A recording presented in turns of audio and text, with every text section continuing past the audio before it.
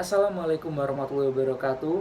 Kami di sini akan mempresentasikan mengenai materi mengetahui apa saja alat-alat humas dari mata kuliah Hubungan Masyarakat dan Keprotokolan.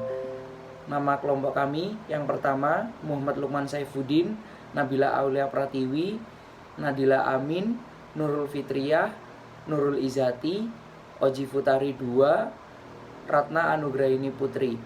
Dan alat yang pertama kali kita bahas yaitu alat yang sering kita jumpai dimanapun, seperti di jalan, ataupun di sosial media, ataupun di beberapa aplikasi yang sering kita gunakan. Ya, benar sekali. Alat itu adalah iklan. Iklan sendiri ini berasal dari bahasa Yunani yang artinya menggiring orang pada gagasan. Gagasan sendiri dapat kita artikan menjadi sebuah barang ataupun jasa ataupun ide yang kita promosikan atau produk kita. Adapun pengertian iklan secara komprehensif yaitu semua bentuk aktivitas untuk menghadirkan dan mempromosikan ide, barang atau jasa secara non-personal yang dibayar oleh sponsor tertentu.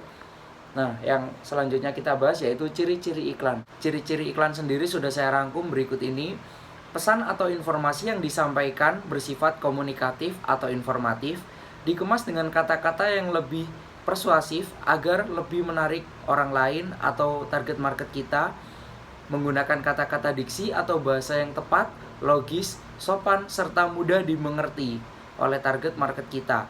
Yang terakhir, menjelaskan tentang produk atau jasa dan cara kerja produk atau jasa kita tersebut agar orang lain tertarik menggunakan produk kita. Berikut syarat-syarat iklan yang perlu kita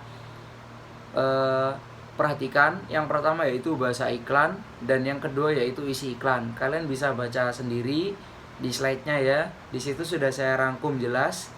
Dan selanjutnya saya akan membahas tentang apa sih fungsi-fungsi iklan. Yang pertama yaitu menginformasikan. Menginformasikan sendiri ini dapat berisi tentang informasi mengenai produk kita, apa saja kegunaannya, dan juga cara penggunaannya. Dan yang kedua bersifat membujuk. Membujuk sendiri ini bersifat ajakan. Ajakan untuk membeli produk kita atau mengkonsumsi produk kita atau jasa yang kita buat. Dan yang ketiga bersifat mengingatkan, seperti kapan produk kita launching, di mana saja kita dapat menemukan produk kita, dan kapan saja kita dapat menggunakan produk kita dengan baik.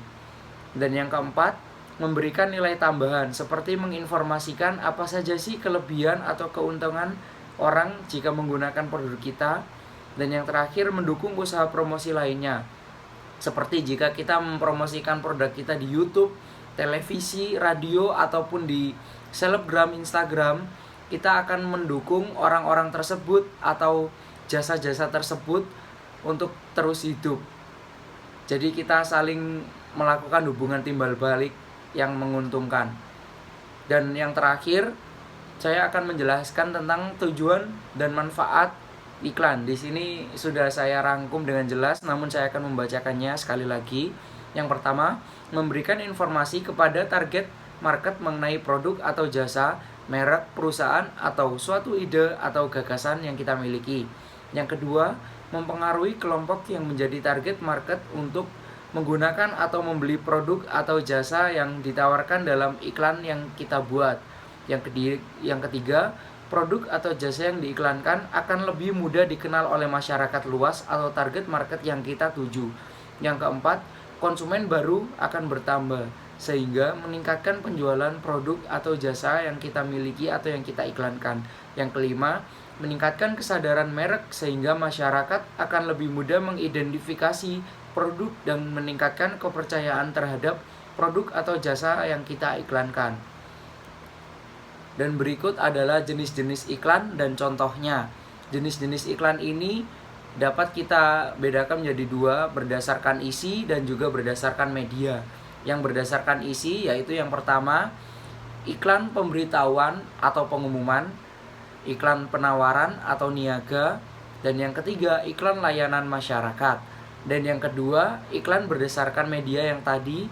Yang pertama yaitu contohnya iklan cetak, 2 iklan elektronik, 3 iklan radio, 4 iklan televisi, 5 iklan film, 6 iklan media digital, dan yang ketujuh iklan iklan luar ruangan seperti banner-banner yang kita jumpai di pinggir-pinggir jalan. Oke, selanjutnya akan dibahas atau di-handle dengan teman saya. Terima kasih. Dengan iklan, Humas menggunakan media tertentu. Ada beberapa media yang digunakan Humas untuk mencapai tujuan marketingnya. Salah satunya yaitu adalah iklan. Nah, ada perbedaan mendasar antara iklan, yaitu terletak pada pesan yang disampaikan. Nah, ketika iklan berhubungan dengan suatu produk, maka iklan tersebut dinamakan sebagai alat atau media marketing. Namun, ketika iklan berhubungan dengan suatu perusahaan, maka iklan tersebut dinamakan sebagai alat atau media marketing. Selanjutnya yaitu pengertian dari pameran. Pameran merupakan suatu bentuk penyajian karya seni rupa yang dikomunikasikan sehingga dapat diapresiasi oleh masyarakat luas. Selain itu, pameran merupakan suatu bentuk promosi suatu karya seni rupa yang dilakukan oleh produsen, organisasi atau kelompok tertentu untuk menampilkan sebuah display atau produk kepada pembeli. Macam-macam pameran yaitu yang pertama expo, exhibition, bazar murah, fair, show, dan pasar murah. Selanjutnya yaitu jenis-jenis pameran. Yang pertama yaitu pameran tetap. Nah, kegiatan pameran ini menampilkan suatu karya seni rupa yang dilakukan oleh Galeri Nasional Indonesia. Nah, jenis pameran ini berlangsung selama 6 bulan sekali atau 1 tahun sekali. Nah, yang kedua yaitu pameran kontemporer.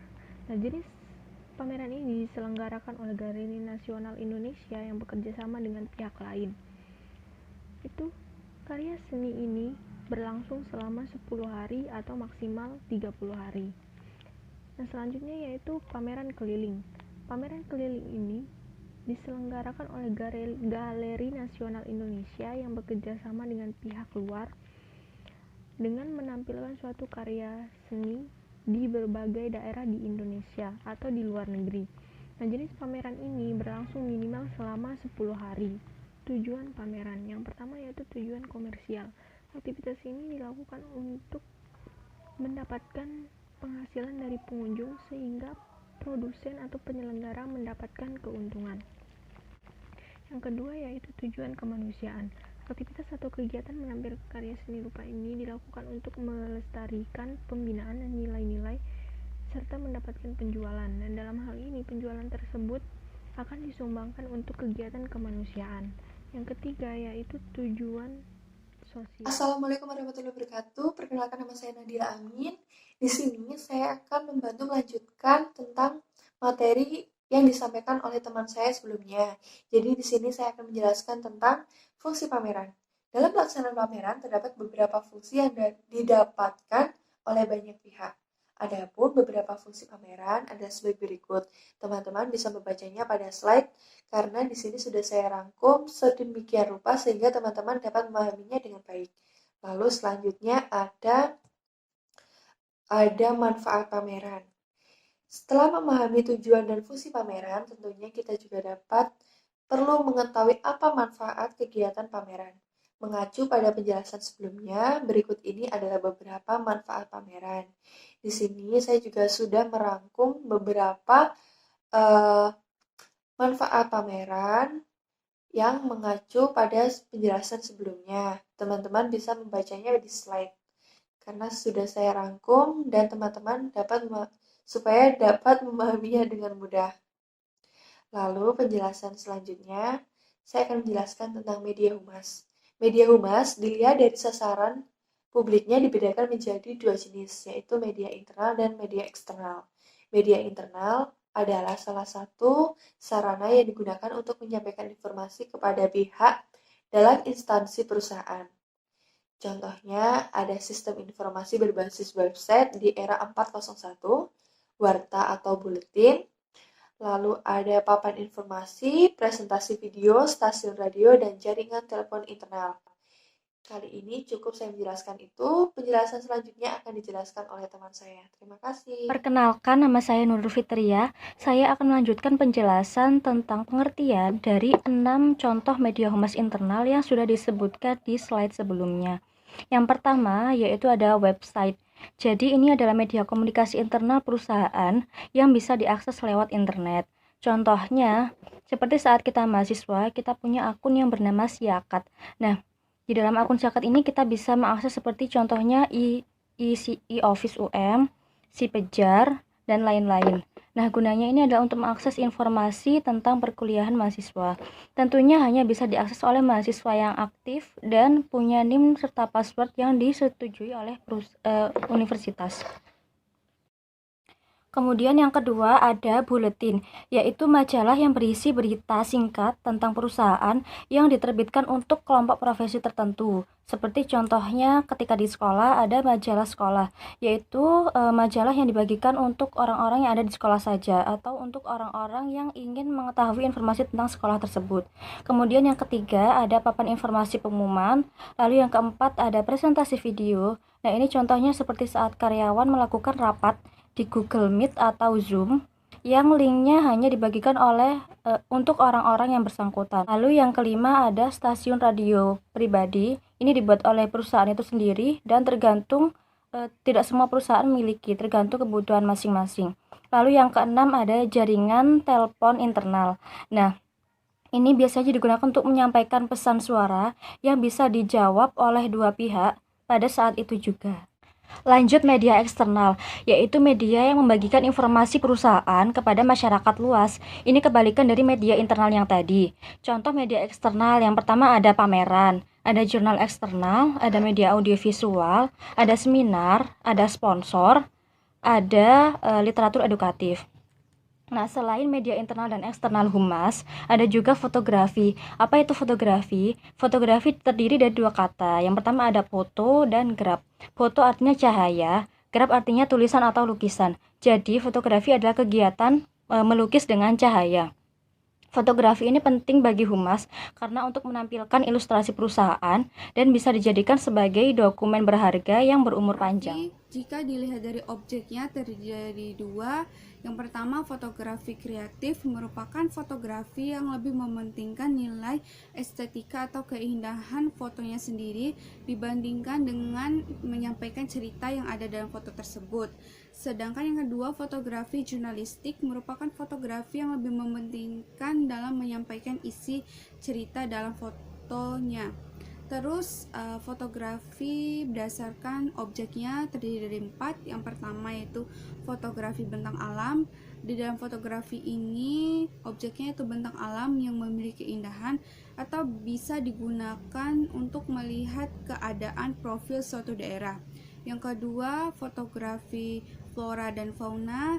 Yang ketiga, fotografi dokumentasi. Dan keempat, fotografi jurnalistik.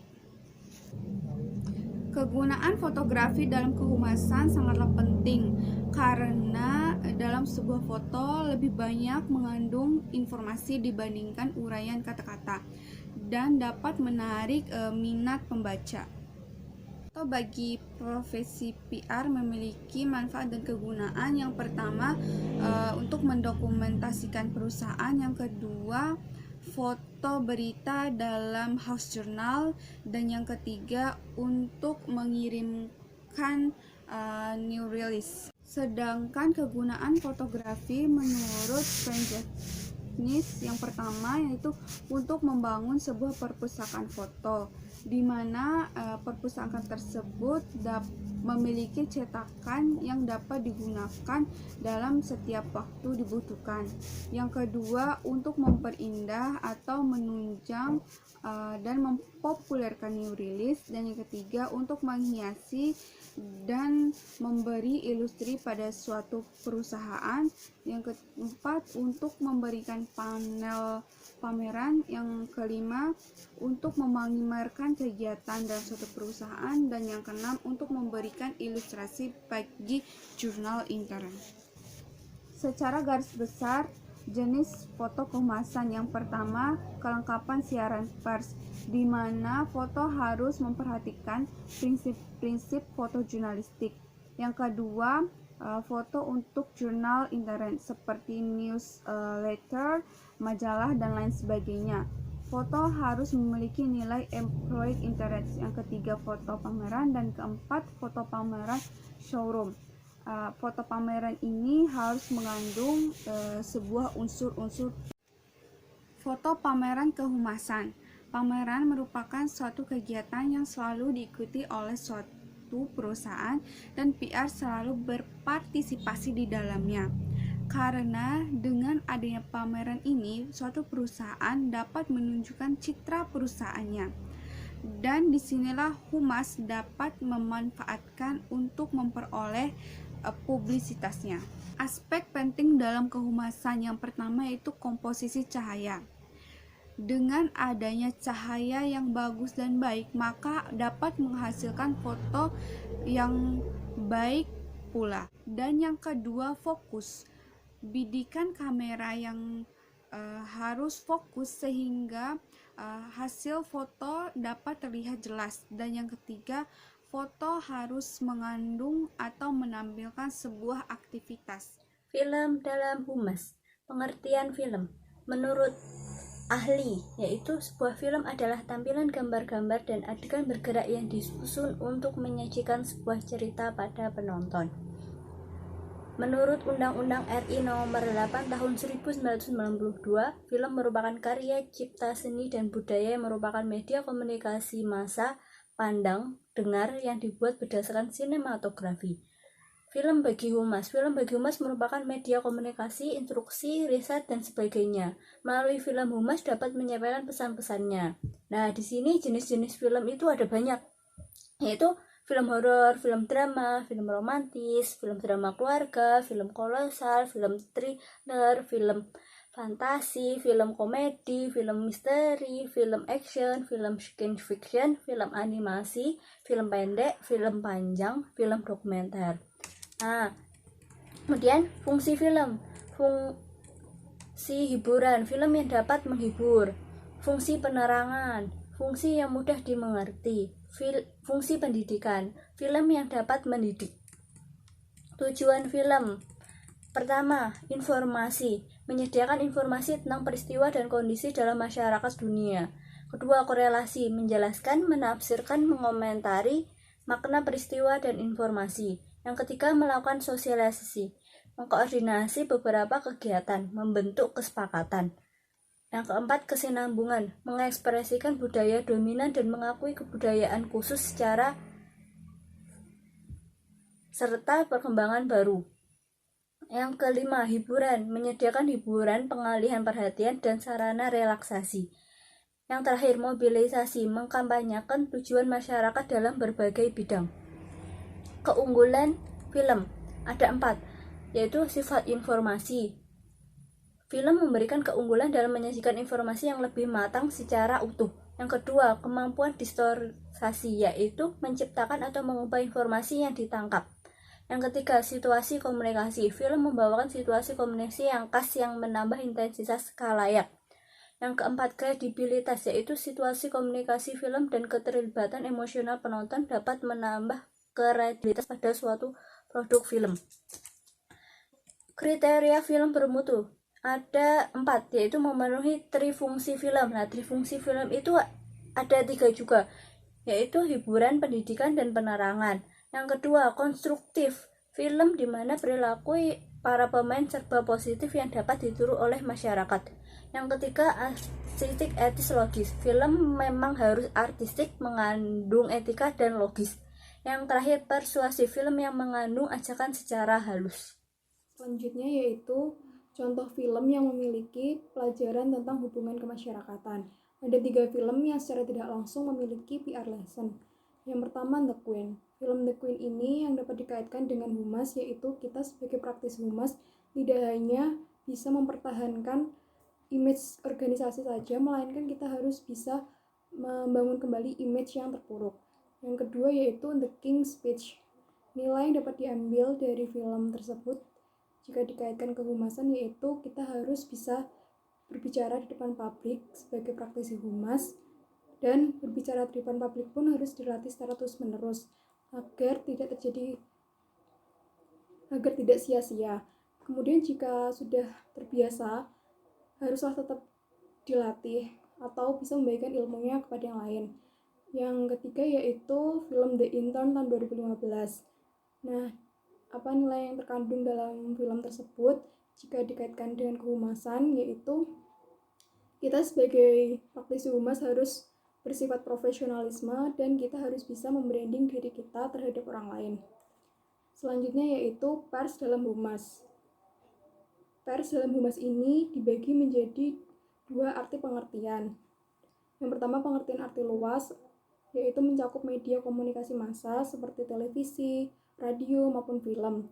Kemudian dalam pengertian arti sempit yaitu digolongkan produk-produk penerbitan yang melewati proses percetakan. Nah, ini itu contohnya seperti surat kabar, majalah harian, majalah bulanan, dan itu semua dikenal sebagai media cetak. Pers ini diatur dalam UU nomor 40 tahun 1999. Kemudian pengertian hubungan pers. Hubungan pers atau press relation. Nah, dapat dilihat dalam PPT. Nah, maksud dari hubungan pers relation ini, jadi kita sebagai praktisi humas, sebagai penyalur informasi, harus bisa menyampaikan informasi secara cepat, tepat, dan akurat kepada penerima informasi agar tidak terjadi kesalahan. Maka, suatu pesan yang ingin disampaikan harus berdasarkan kenyataan yang sesungguhnya. Karena pers ini terbebas dari nilai-nilai dan kepentingan yang sepihak. Karena kriteria kejujuran dan kenetralan itu harus dipegang teguh oleh para praktisi humas. Selanjutnya yaitu hal-hal terpenting perihal pers yang harus diketahui oleh seorang praktisi humas. Yang pertama yaitu kebijakan editorial. Kebijakan ini maksudnya prinsip percetakan perusahaan itu berbeda-beda. Apakah berita tersebut layak untuk dipublikasikan atau tidak. Contohnya perusahaan A menganggap berita tersebut layak untuk dipublikasikan, belum tentu pada perusahaan B. Yang kedua yaitu frekuensi penerbitan. Ini maksudnya jangka penerbitan yang berbeda-beda. Misalnya dapat beberapa kali dalam seminggu, mingguan, bulanan, bahkan tahunan. Yang ketiga yaitu tanggal terbit. Tanggal terbit saat berita tersebut ingin diterbitkan. Yang keempat yaitu proses percetakan. Proses percetakan yang sering dipakai yaitu offset litho. Yang kelima yaitu daerah sirkulasi. Nah, di sini contohnya yaitu teknologi satelit, yaitu yang telah terhubung ke berbagai dunia yang dapat kita akses seperti TV dan internet. Kemudian jangkauan pembaca. Jangkauan pembaca ini sangat penting bagi para praktisi humas dan ini dapat dilihat dari kelompok usia, etnik, kebangsaan maupun orientasi politiknya. Kemudian yaitu yang ketujuh metode distribusi. Metode distribusi ini dapat dijajakan dari rumah ke rumah atau disalurkan melalui toko buku atau secara terkontrol seperti permintaan atau seleksi. Selanjutnya yaitu prinsip umum yang perlu diperhatikan oleh setiap praktisi humas dalam menciptakan membina hubungan pers yang baik. Prinsip yang pertama yaitu memahami dan melayani media. Ini sangat penting bagi praktisi humas untuk bisa menciptakan hubungan saling timbal balik dan menguntungkan bagi para media. Yang kedua yaitu membangun reputasi sebagai orang yang dapat dipercaya. Nah, dalam praktisi humas ini sebagai penyalur informasi haruslah siap menyiapkan informasi atau materi dimanapun dan kapanpun saat dibutuhkan, dan informasi tersebut haruslah akurat. Maka dengan cara itulah ia dapat dipercaya oleh sekitar. Kemudian yang ketiga yaitu menyediakan salinan baik. Menyediakan salinan baik ini harus diperhatikan karena ini penting agar dapat mereproduksi foto, video yang lebih baik, jelas dan menarik. Yang keempat yaitu bekerja sama dalam penyediaan materi. Ini contoh konkretnya yaitu saat jurnalis dan para praktisi humas bekerja sama saat acara wawancara atau temu pers. Yang kelima yaitu menyediakan fasilitas verifikasi. Nah, di sini para praktisi humas memberikan kesempatan kepada para jurnalis untuk melakukan verifikasi atau membuktikan kebenaran atas setiap materi yang diterima. Kemudian yaitu yang keenam membangun hubungan personal yang kokoh. Nah, ini harus dilandasi dengan keterbukaan, kejujuran, kerjasama, serta rasa saling menghormati dan menghargai antar profesi masing-masing. Sekian presentasi dari kelompok kami. Apabila ada kesalahan atau kekurangan, mohon dimaafkan. Wassalamualaikum warahmatullahi wabarakatuh.